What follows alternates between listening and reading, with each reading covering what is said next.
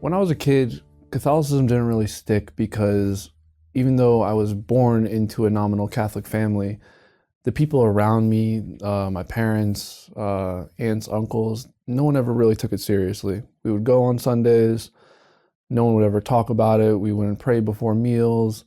And then when I pushed hard enough and gave them a hard enough time, we, as a family, decided just to stop going. And when you are a child and you look to your parents and when you say, hey, I don't want to go, and they're like, hey, okay, we're not going to go, then that's telling you that it's not something to be taken seriously. I gravitated towards Sam Harris, some of the new atheists. Graham Oppy's a pretty prominent atheist, very intelligent guy. Going back and reading everything from Nietzsche to Kant and just about everyone in between. Those were the people I was gravitating to and trying to get my information from. So I met Taylor, my future wife, or my now wife, when I was a freshman in college, and I was a self-proclaimed atheist. She was a cradle Catholic, and she had a very innocent faith, and I had a very domineering personality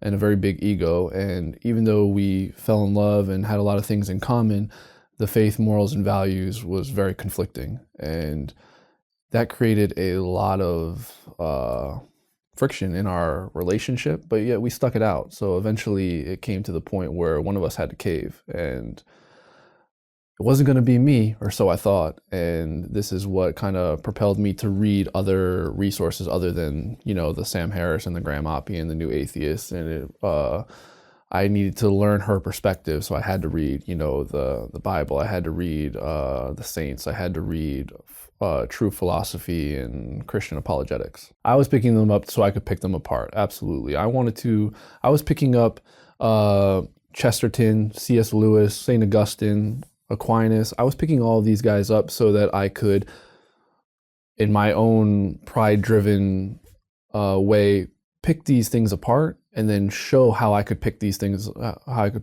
apart to Taylor. Before I started reading, I thought all this is going to be gobbledygook. It's going to be nonsense, and it's going to be very easy to pick apart. And I didn't have any respect for the intellectual tradition of Christianity in general. And then what I started realizing when I was reading was, no, there's a lot of meat here. There's a lot of substance here. And it was to the point, I was so prideful that every time I walked into a room, I always thought I was the smartest person in the room. And then I realized when I started reading all of these authors and writers, and they're so much richer in the intellectual tradition than I ever imagined anyone could be. They are so much well versed. Everything from the Summa with the objections and Chesterton's kind of witty writing style. It just really took me back and made me realize a couple of things. One, I couldn't understand everything that was being written, and that was a huge blow to my ego, but a much needed one. And I also realized that I needed to train much harder in the intellectual tradition to even be able to comprehend and understand what I was reading. And this really took me back, because when I was reading the more atheistic philosophers, they were almost easier to understand for me. They're easier to understand, but at the same time didn't make sense. And then I started reading the Christian apologetics, and it was harder to understand, but when I worked through it, it made much more sense. C.S. Lewis and G.K. Chesterton, of course, one influenced the other, both of them understood atheism very, very well.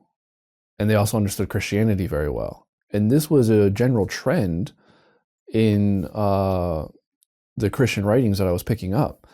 Whereas the general trend in the atheistic writings I was reading, it just wasn't the case. You had people who were just throwing up caricatures of Christianity or Catholicism, and they really had no true grasp or understanding of philosophy abroad or just Christianity in general. Whereas, again, Chesterton, C.S. Lewis, and even going back to Augustine and Aquinas, they had a deep understanding of many worldviews and were able to, I believe, think about them without biases and come to conclusions that were true. I've read the atheistic writings. I'm now reading the Christian apologetics and theistic philosophy, and I'm realizing that intellectually I am heavily leaning towards the theistic and Christian writings. I just think them to be not riddled with logical fallacies like their atheistic counterparts. I think they are just getting at the truth in a much better way, in a much more consistent way. And I am now intellectually converted to Christianity, but I'm still having this really, really hard time emotionally and spiritually. I believe because I knew my personality. I knew that if I engage in Christianity, it is going to be an all-in type of thing. That's just my character. I can't do anything halfway. And I was afraid of Christian moral convictions taking root in my life and then ruling my life, because I was afraid of giving up the pursuits of the flesh. I was afraid of giving up my Sundays. I was afraid of giving up so much. That it crippled me. I was an intellectual Christian, but if anyone were to ask me, it was a secret between me, myself, and I. I didn't want to tell anybody. I didn't want to profess to anybody. And eventually the time came where when you're twisted up in knots for so long, you have to make a decision. And I had to get down on my knees. I had to pray. I remember praying truly for the first time and having that rush. And when the spiritual and emotional conversion took place, exactly what I feared at the beginning of those moral convictions taking root and ruling my life, that's exactly what happened, except I thought it was going to make me miserable. Instead, it provided me with the greatest joy I've ever had in my life. And it changed every facet of my life. It changed, the ways I made money, the ways I interacted with people. It changed my emotional IQ. It changed the way that I could empathize with people, which is something that anyone in my family, knowing me as a kid, my best friends will tell you I was not very good at. I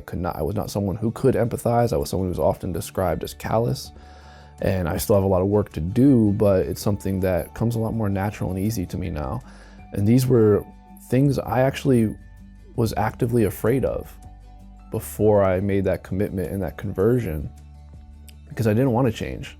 I had a false sense of, I liked myself in the way that I was, but sometimes you don't know you're miserable until you get out of the state of misery and you're able to look back at it, which kind of goes back to Chesterton of being like, sometimes you don't know there's a giant there unless you get far enough away to realize that it's a giant compared to everything else that's around.